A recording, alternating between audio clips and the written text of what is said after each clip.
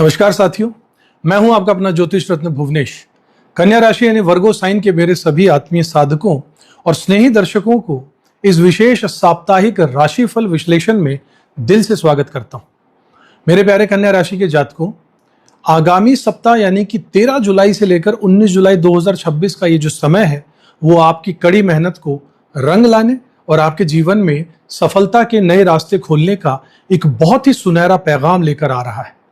देखिए, इस सप्ताह ब्रह्मांड के आकाश मंडल में कई बड़े और चमत्कारी उलटफेर होने जा रहे हैं, जिसमें ग्रहों के राजा सूर्य देव अपनी ही राशि को बदलने वाले हैं। देवगुरु बृहस्पति अस्त होने जा रहे हैं और साथ ही 15 जुलाई से पावन आषाढ़ गुप्त नवरात्रि भी प्रारंभ हो रहे हैं। इस अवधि इन सभी दिव्य और खगोलीय परिवर्तनों के बीच में अब हम सबसे पहले बात कर लेते हैं आपके मन और दैनिक ऊर्जा को संचालित करने वाले चंद्रमा की चाल इस हफ्ते आपके लिए क्या शुभ और क्या अशुभ संकेत लेकर आ रही है। चैनल पर नए हैं, पुराने हैं, जो भी हो, सब्सक्राइब नहीं किया तो जरूर कर लीजिएगा, बेल आइकन प्रेस कर दीजिएगा, वीडियो पसंद आया तो लाइक करके इसे शेयर भी कीजिएगा। किस्मत की रेखा। देखिए साथियों, इस सप्ताह चंद्रमा का जो गोचर है वो आपकी राशि से दशम भाव यानी कर्म भाव, जो कि मिथुन राशि है, वहां से शुरू होकर आपकी अपनी ही कन्या राशि तक रहने वाला है। सप्ताह की शुरुआत आपके लिए इतनी जबरदस्त और कल्याणकारी हो रही है कि ज्योतिष में जब भी चंद्रमा 10वें और 11वें घर से गोचर करता है तो उसे करियर और सफलता के लिए सबसे ज्यादा सर्वश्रेष्ठ समय माना जाता है।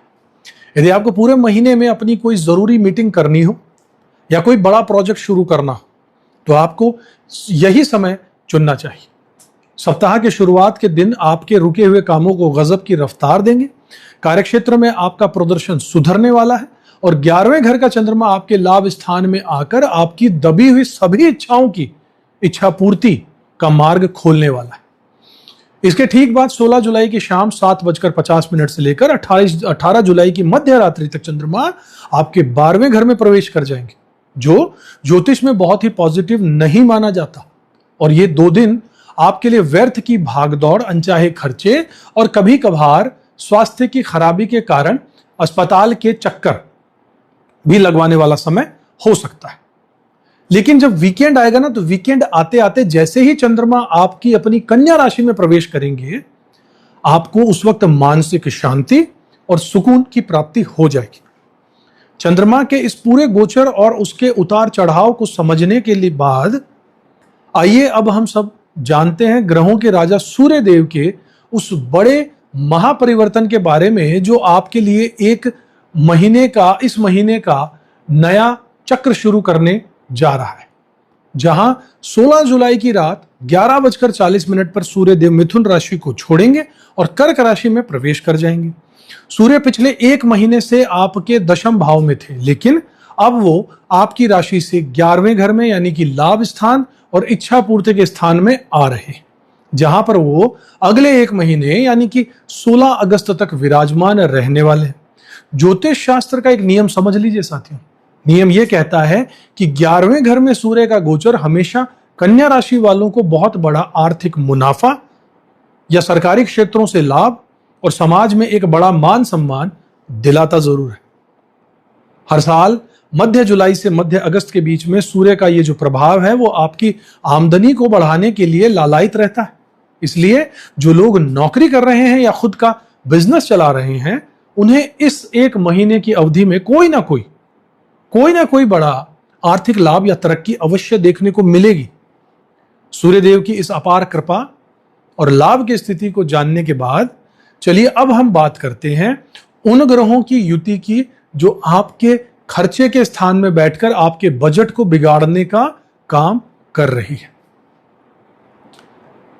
यदि हम आपकी कुंडली के कमजोर या चुनौतीपूर्ण पक्षों को देखें तो आपकी राशि से 12वें भाव यानी कि खर्चे के स्थान में शुक्र और केतु की युति चल रही है। केतु तो वैसे भी वहां पर लंबे समय से बैठे हैं, लेकिन अब धन और भाग्य के जो स्वामी होते हैं वो है शुक्रदेव। उनका आपके 12वें घर में जो प्रभाव है, उस 12वें घर में इनका आना आपके हाथ से अनावश्यक और फिजूल की सुख सुविधाओं पर भारी खर्चे करवा सकता है। हालांकि इस 12वें घर का एक बहुत ही शानदार और पॉजिटिव पहलू यह है साथियों कि यह विदेश यानी फॉरेन की सर्विसेज का स्थान भी है। यदि आपका कोई काम विदेश से जुड़ा हुआ है या आप विदेश में कोई फिक्स्ड असेट यानी कि कोई प्रॉपर्टी खरीदना चाहते हैं तो भाग्य और धन के स्वामी शुक्र के प्रभाव से इस समय आपका वो सपना सच हो सकता है और आपको विदेशी भूमि से अचल संपत्ति का सुख भी मिल सकता है।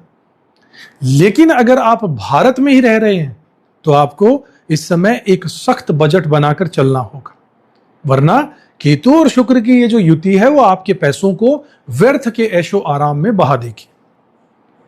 व्यय स्थान के इस मिले जुले प्रभाव को अब आपने समझ लिया तो आइए अब हम चर्चा करते हैं आपके भाग्य स्थान में बैठे उस ग्रह की जो आपके जीवन में कड़ा संघर्ष पैदा कर रहा है। जी हां, अब हम बात करते हैं आपके भाग्य संघर्ष और अड़चनों की, जिसमें आपकी राशि से 9th हाउस यानी आपकी राशि से 9वां भाव यानी भाग्य स्थान में मंगल देव विराजमान है, जो कन्या राशि के जातकों के लिए बहुत अकारक या शुभ नहीं माने जाते हैं।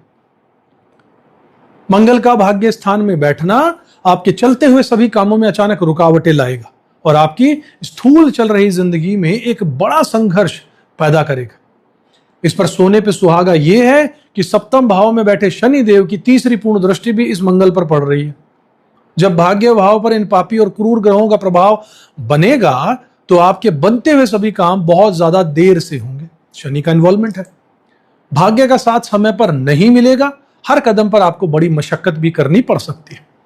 हालांकि मंगल की अपनी राशि 3य भाव पर दृष्टि होने से यह आपके भीतर साहस और पराक्रम की कमी बिल्कुल नहीं होने देगा। वो लड़ने की ताकत जरूर आपको दे देगा, लेकिन फिर भी इस हफ्ते भाग्य की रुकावटों को दूर करने के लिए आपको मंगल देव का विशेष उपाय करना ही होगा।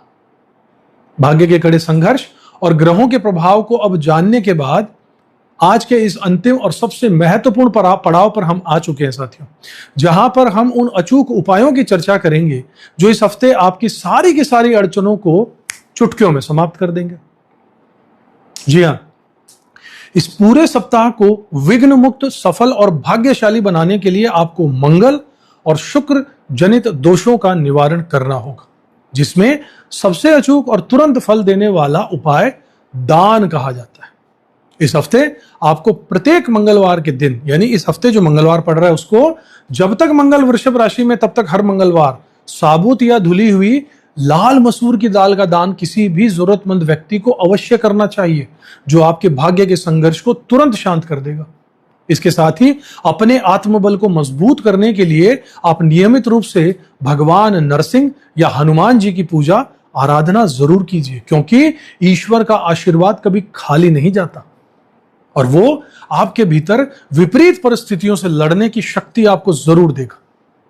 वहीं शुक्र और केतु के व्यर्थ के खर्चों से बचने का मूल मंत्र यही है कि आप इस हफ्ते अपने पैसों का इन्वेस्टमेंट किसी फिक्स्ड असेट या सुरक्षित जगह पर कर दीजिए, ताकि धन के व्यर्थ में बर्बादी न हो और आपका बजट भी संतुलित रहे। कन्या राशि के मेरे प्यारे साधकों, इस सप्ताह आपकी मेहनत से भाग्य बदलने का रहेगा, इसलिए संघर्ष से घबराना नहीं है। बजट बनाकर चलिएगा और पूरे आत्मविश्वास के साथ आगे बढ़िएगा। आज के लिए बस इतना ही। माता रानी और भगवान नरसिंह जी आप सभी का कल्याण करें, इसी उम्मीद के साथ अगर चैनल को सब्सक्राइब नहीं किया तो जरूर कीजिएगा, बेल आइकन प्रेस कर दीजिएगा। मिलूंगा अगले वीडियो में, तब तक खुश रहिएगा, अपना कर्म करते रहिएगा और ऊपर वाले में विश्वास जरूर रखिएगा साथियों। जय श्री राम। किस्मत की